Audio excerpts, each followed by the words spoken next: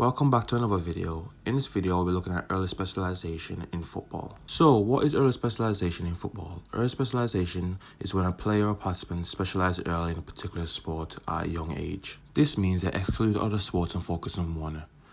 This means they will exclude other sports and focus on the primary sport. This could be football, basketball, or whatever. Doing this means they will only train and play this sport from a young age so that they can get better in hopes of competing professionally one day. This is from Code Itel 2020. This can be good because youth athletes who specialize early have a chance to train in their chosen sport so that they can get better.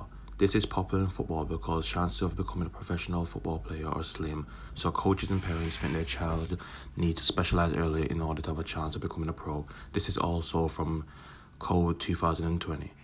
So, is early specialization essential in becoming a pro? A study was conducted where they looked at players who were in academies as young as 9 and the chance of becoming a pro was less than 1%. This research involved over 12,000 players in academies across England, which shows how low the chance of becoming a pro is in England. Another thing to consider is that more than 90% of players who join Premier League academies fail to make it into the first team, and most won't make it as a professional football player as shown before with less than 1% margin. This is from Romero 2017 from the Business Insider UK. This is because football is one of the most popular sports in England right now. A lot of participants dream to become a pro, which means there's a lot of competition to get selected. Knowing this, coaches tend to overwork and overtrain the participants, which leads to injuries stopping their progression. This is from Brooks 2017 about how coaches overwork young participants in order to get them to excel. An example of this was Curlin Souse, who was a wonder kid and named the next Ronaldinho, but suffered the injury from being overtrained and overplayed at a young age. He played for Chievo, then moved to Chesio, Inter Milan and Ajax, but recurring injuries continued, which led to his reputation reducing because of his injuries. He continued moving clubs until he retired at Spartak.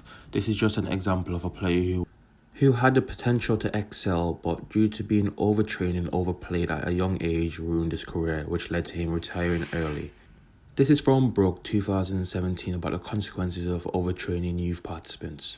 Now, let's look at athletes who had diversity in their sports when growing up.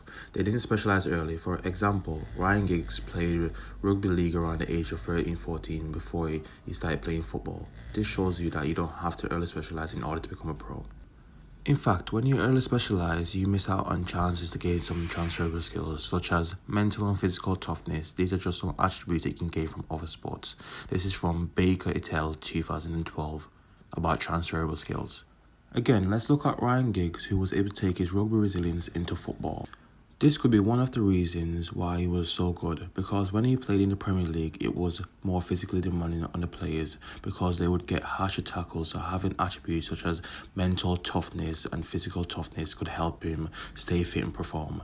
So, when looking into transferable skills, you're looking for a positive transfer where learning one skill helps another. An example of this could be marking a player, which is needed in both football and rugby. This can be man marking or zonal marking. Learning one skill will make it easier to learn within another sport. This is from Osman 2008. When looking at early specialization and diversity, who to say which argument is better, specializing early or having diversity in sport? Because both these groups can make it to the elite level. But the problem with early specialization is that after not making it to the pro level, participant level dropped because football is all they knew. But on the other hand, players who had diversity at a young age growing up tend to continue playing because they developed physical literacy. This is from Jola, 2019. So what is physical literacy and why is it important? Physical literacy is a development of fundamental movement and sports skills. It allows players to move comfortably when performing a range of different movements. It's also the desire to be more physically active. It's more than just how we move, it's about our knowledge, behavior and confidence. Players who have this tend to play for longer, maintaining an active lifestyle, while children who specialize early normally fail to develop fundamental movement where they would get this from having diversity. This then puts these participants who early specialize at risk of having less active lifestyles after they stop playing because of not making it pro, according to Whitehead 2010 about physical literacy.